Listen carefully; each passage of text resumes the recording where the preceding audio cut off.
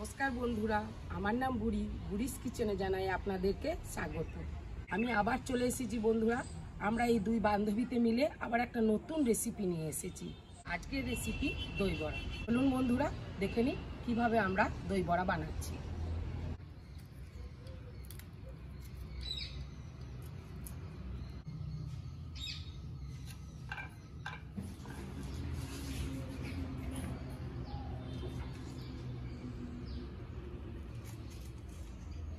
তো বন্ধুরা, আমি দই বড়া বানানোর জন্য নিয়ে নিয়েছি কলাইয়ের ডাল বা বিউলির ডাল। আমি সারা রাত ভিজিয়ে রেখেছিলাম, আপনারা 4-5 ঘন্টা ভিজিয়ে রাখলেও হবে। বিউলির ডাল বাটার জন্য আমি জল থেকে তুলে নেব। তুলে নিয়ে মিক্সির মধ্যে দিয়ে দেব। বন্ধুরা, কলাইয়ের ডাল আমি বেটে নিয়েছি। এবার আমি বাটির মধ্যে নিয়ে নেব।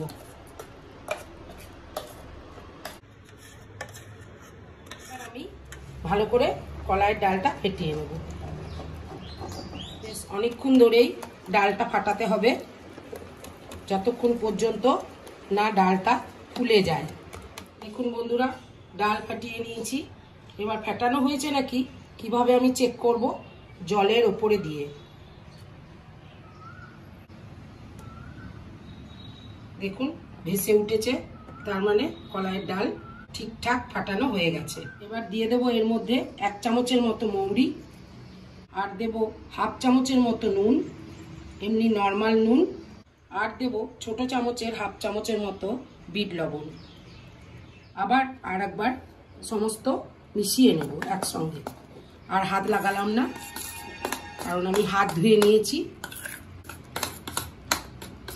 বন্ধুরা, এবার আমি কড়াইয়ে তেল নিয়ে নেব।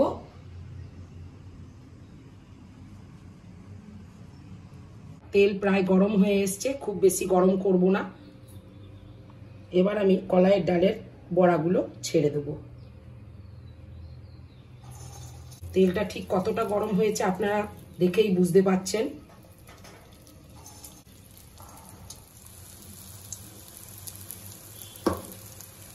এবার আমি আস্তে আস্তে বড়িগুলি উল্টে দেব।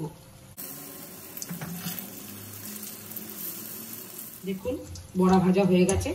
এবার আমি তুলে নেব।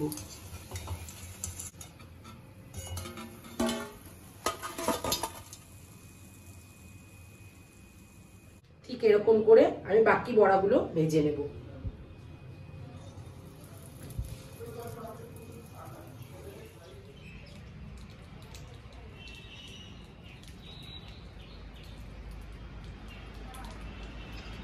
এক চামচ নুন, 1 চামচ চিনি দিলি? হ্যাঁ দিয়েছি। এবার গুলে দে, ভালো করে গুলা। হ্যাঁ, নুন চিনি সব গুলে যায়। ঠিক আছে। এবার আমি বড়াগুলো জলের মধ্যে দিয়ে দেব।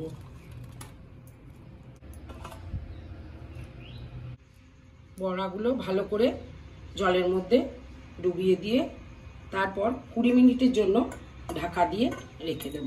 বড়াগুলো ভিজুক, ততক্ষণে আমি দইটা রেডি করে নিই। এই দইয়ের মধ্যে আমি দেব 1 চামচের মতো চিনি, আর দেব 1/2 চামচের থেকে একটু কম নুন। এবার আমি ভালো করে দইটা ফেটিয়ে নেব।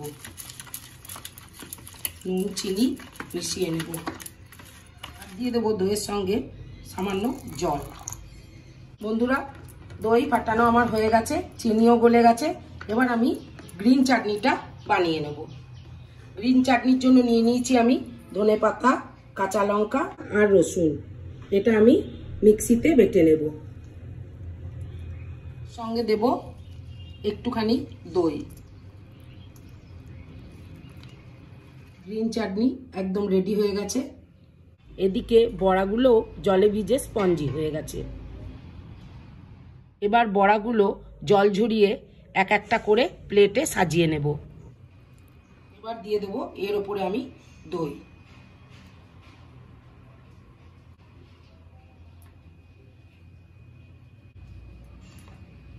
এর ওপরে দেব গ্রিন চাটনি, যেটা আমি বানালাম।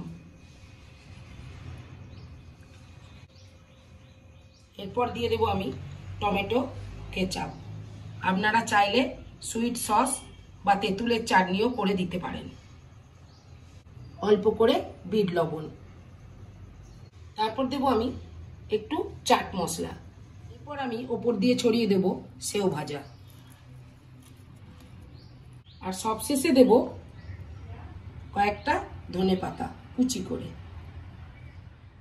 তো হয়ে গেল বন্ধুরা আমার দই বড়া। এবার এটাকে আপনারা ফ্রিজে ভরে আধ ঘন্টা পরও খেতে পারেন, আবার সাথে সাথেও খেতে পারেন। তো বন্ধুরা আমার দই বড়ার রেসিপি হয়ে গেছে। আমরা দুই বান্ধবীতে বানিয়ে ফেললাম, দেখলেন আপনারা। এবার খেয়ে দেখি, খাওয়ার পরে রিয়াকশনটা দেখাচ্ছি।